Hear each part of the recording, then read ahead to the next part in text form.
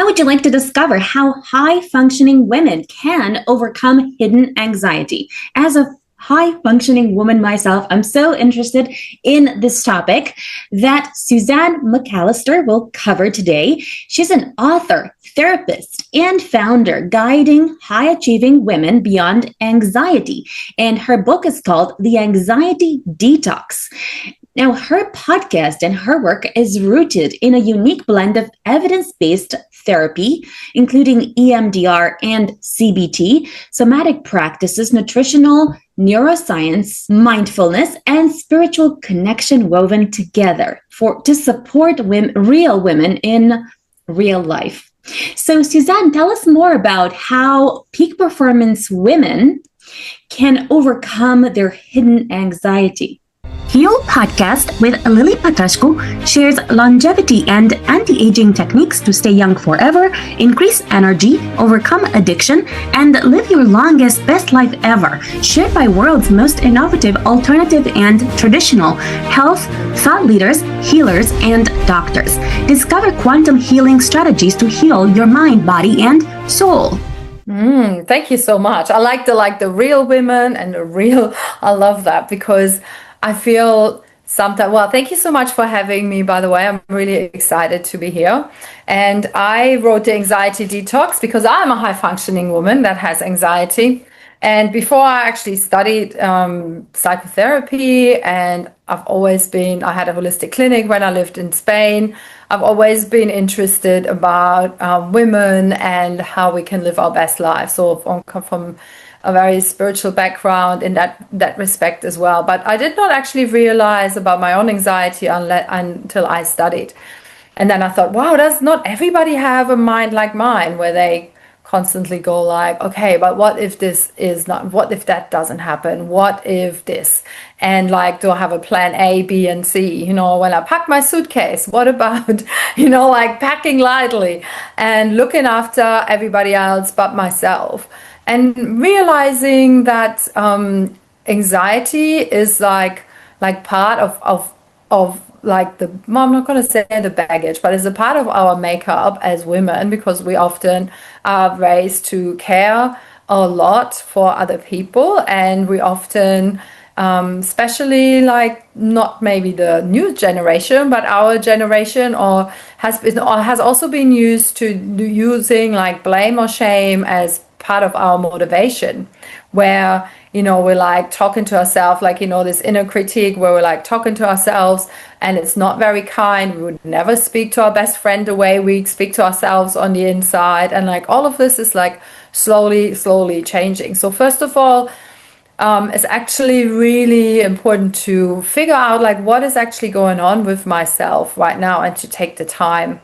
Before I jumped on the podcast, I was like with my last client of the day, and we actually just talked about, how we're like expected to like have a glow up. Like if we have a divorce or a separation, then there's like, okay, there's like this grieving time that we can have, or this time, and then like this is what we'll have to reinvent ourselves. And it's very much like functioning in so many ways. I've got so many clients that are actually also sober curious, because we've used alcohol to cover our anxiety up in so many ways, where we're like functioning, we're out there, and then like to switch off like half a bottle of wine at night is something that is quite accepted in our society as well. So all the things where we're like haven't checked in with ourselves, what's really going on.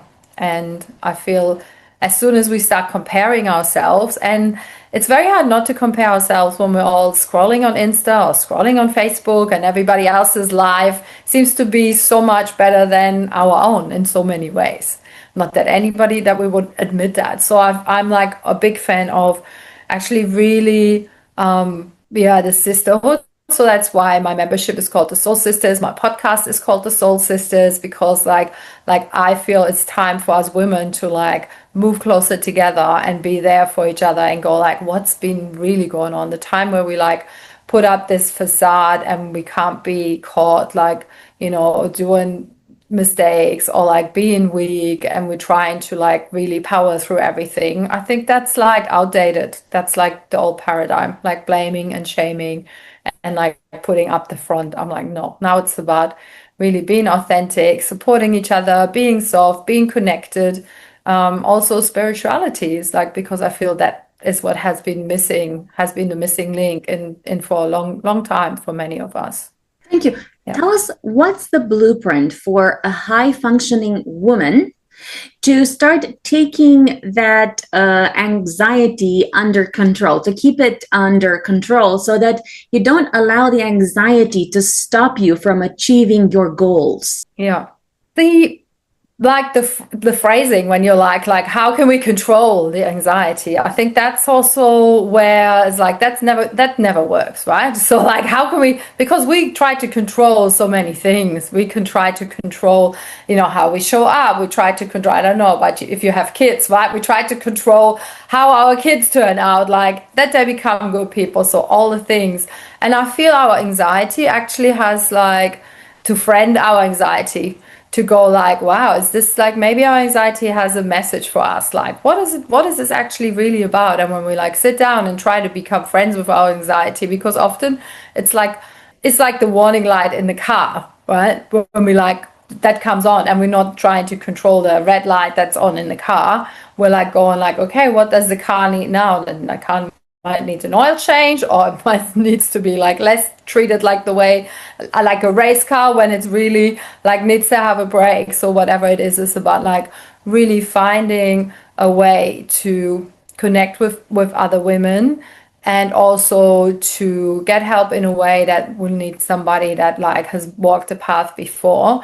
But it's very much about like going like, okay, what is my anxiety actually telling me? What's going on, before it gets to a panic attack, to go like, that's not, because we often have this anxiety because we are trying to keep like all the balls in the air. We're trying to control ourselves, and our body is like the most amazing biofeedback tool that we have. So if we have anxiety, and it can also be where that comes up like for no reason. Like I've got many clients that are like, they're happily married, they have a good job, they have like, they're quite secure, but they still have this like deep-seated imposter syndrome, and like this deep-seated anxiety that somebody could find out like how not perfect they are, or like what's wrong with them, because it comes often also back to our attachment style. So that's the other thing, right? So our attachment style is actually formed when we were very little, like from 0 to 2 years, which is when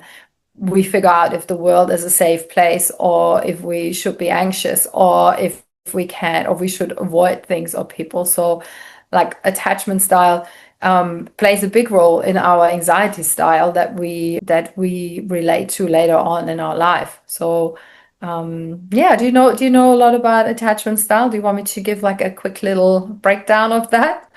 Yes, please share. All I know is that there's anxious and avoidant, but please tell us more. And then disorganized, which is a mix of both. And like there's the safe. So there's safe and secure attachment, which is only 10% of the whole population. And so how they found this out, so Bowlby's attachment theory, he did these experiments with these toddlers where like, so mom would come in with a toddler, and in the room was another safe person, there were some toys. And so mom comes in and says to the toddler, so mom is going out now and I'll be back in 10 minutes. Here's Auntie Sue and here's some toys.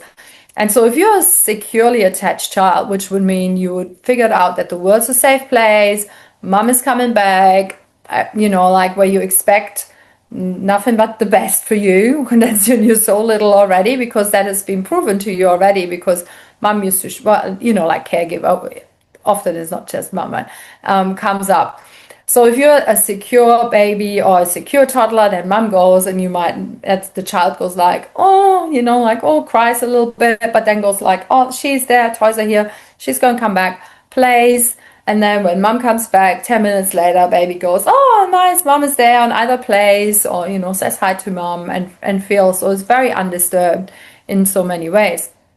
And then we have the anxious child that has already experienced that the world is not a safe place, that you cannot always rely. So whatever the experience was, maybe, like in the old days where it's like cry, like the baby crying and all of this thing, but whatever it was, the baby had experienced like the world's not a safe place, and maybe somebody won't come for me. So that child might develop an anxious attachment style where same situation. So, mom puts the toddler down and says, I'm coming back 10 minutes, blah, blah, blah.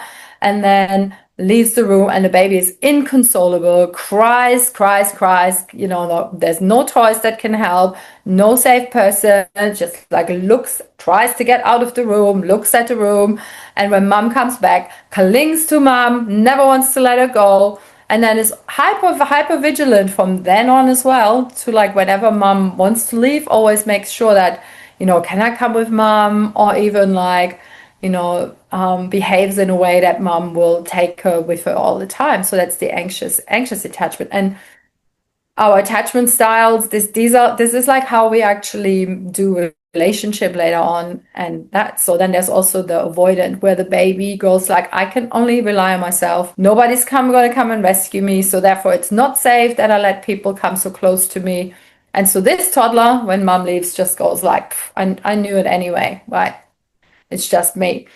And then doesn't want to know the other person, might play with the toys, may not play with the toys. But when mom comes back, mom actually has like even a hard job to like, soothe, doesn't even have to soothe that baby, to actually get close to this baby. And that baby is just not trusting anymore. So that's avoidant, and goes like, nah, And we probably all know people in our lives or in our relationships that deal with things like that, when they're like, where somebody is like later on goes like, oh, if I don't let you come too close, if I think you're gonna hurt me, I'm gonna like be out of there. Or if I break up with you before, just in case you might break up with me and then hurt me, like this logic.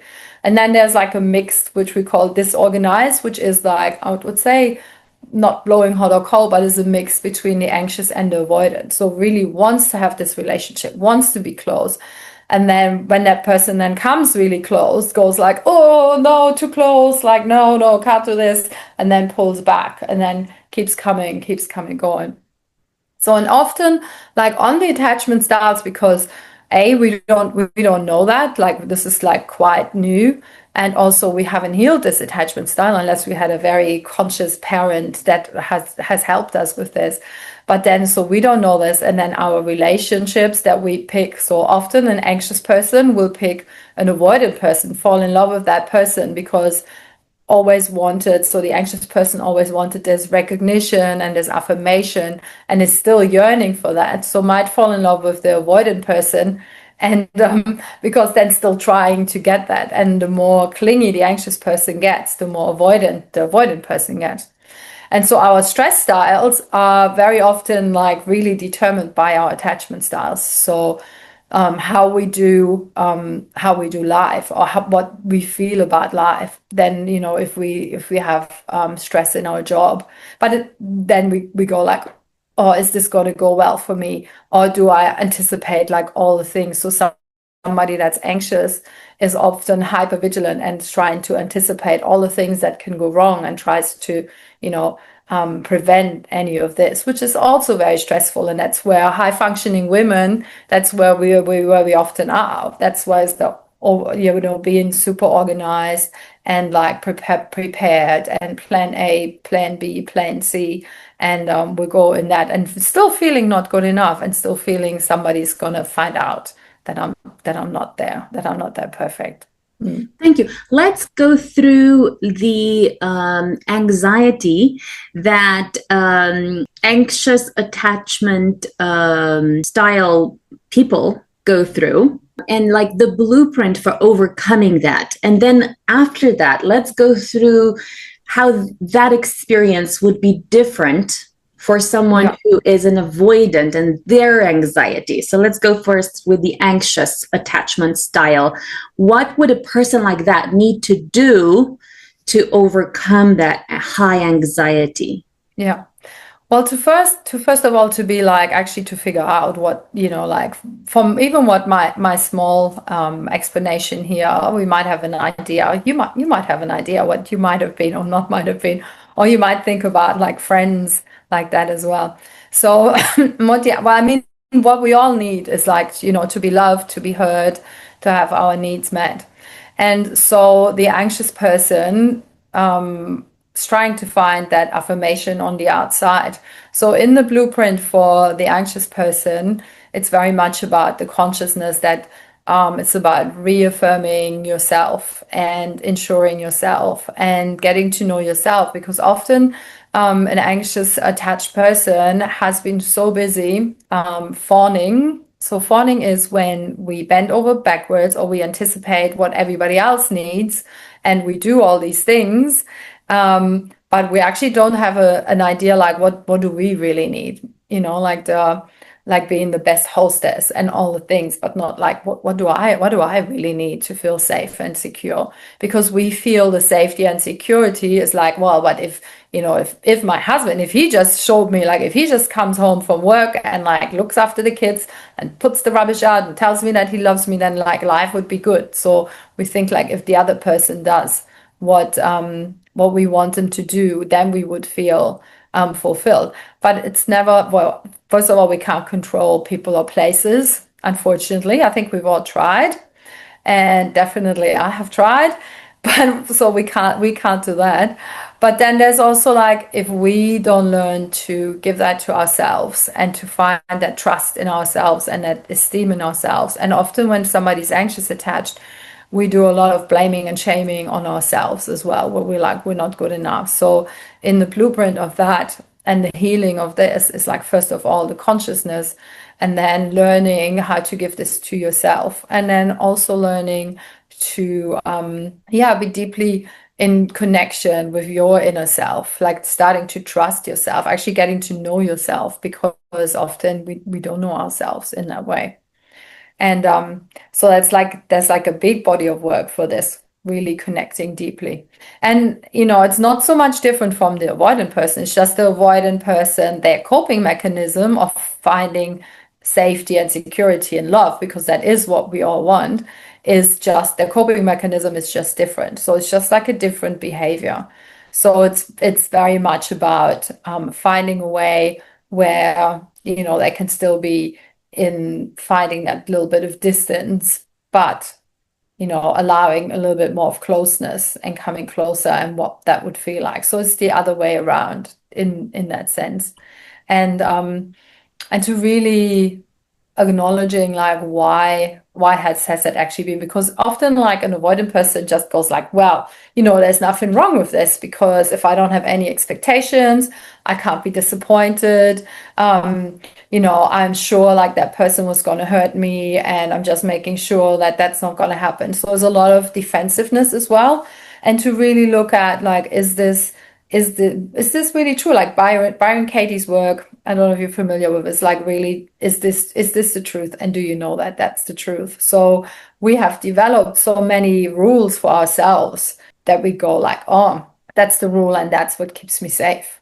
So I've got many clients that would always, for example, pick a partner that needed fixing of some sort, that wasn't quite an equal to them, because if they picked that person and then that person A wouldn't find out how broken they feel on the inside, and if they fix them, not that you can fix anybody, but if they help them to, be like the better person and fix them in that way, whatever is going on, then they won't leave them, because that's kind of the insurance. So at the end, we try and find, our own needs to be met, and to to really understand who we truly are, and to finally, develop our own likes, dislikes, and personalities, not based on our partners and our children's and what the family or friends are expecting of us.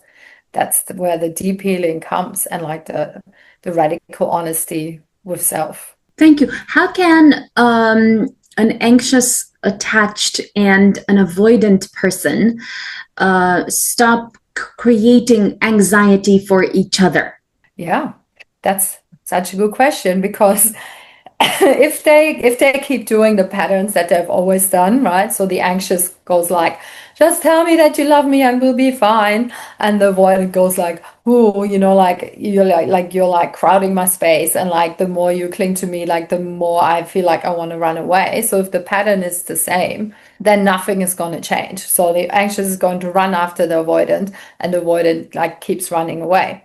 So if like both of them learn how to stop, and so like when I have, because I'm a therapist, so when I do therapy with couples, that's like the part where we both stop, and in a distance that's still close, and we look at like what are our needs, what are our needs like deep down. So when we learn how to communicate, because communication is like it's like the heart, in the heart center of like a good relationship, how we learn to communicate differently, because they both want the same thing. They both want to be loved and they want to be acknowledged. So if we learn how to stop and to really communicate their needs, what do they really need? And the avoidant actually feels safe enough to voice what they need. And sometimes it might be like, I just need to run away for an hour right now, but I'm going to be back. So if the avoidant learns to take some space, and the anxious doesn't catastrophize, because then we often, there's like this distorted thinking patterns in the anxious attached partner, because then they think they're never going to come back. There's like black and white thinking. There's like like this all or nothing thinking. There is like where they're not able to see the good in that, but they see like, oh, all the darkness and the negativity in there. So distorted thinking patterns. So they need to be made aware of this, and then we work through and we reframe them. So everybody needs to get what they need, but a win-win, like a negotiation. So how can we do that we both feel safe? How can we learn to communicate in a way and give each other the respect, what we really need? So where also the avoidant learns to communicate better and learns to be more literate, how do you say that? Literate, emotions literate, to really learn how to feel and voice emotions and needs. And so that's also something where we don't learn that at school, about like what is the feelings. Often we are happy, angry, sad, depressed. So that's it. But there's so many nuances, and how do we truly feel? So it's in communication, learning how to communicate. I trained with Marshall Rosenberg, who did like nonviolent communication and mediation, and it's like absolutely fascinating when we're like going, oh, this is like, what do we need? Or like Alison Armstrong's work about like how do men and women communicate differently. So when we learn these little things, all of a sudden it's like, oh, okay, so that's what he means or she means. And then the same for same-sex couples as well, where the communication is like the biggest fall down, because we might think, oh, that's a given, but for that person, that's not actually what they're thinking or what they're feeling.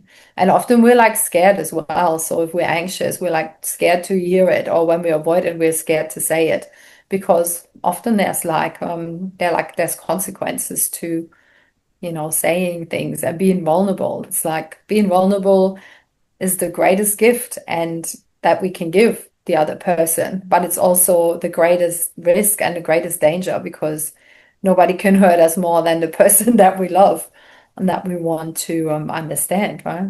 Thank you. Tell us where entrepreneurs can connect with you. Yes. So in my book, The Anxiety Detox, they can find a lot of resources.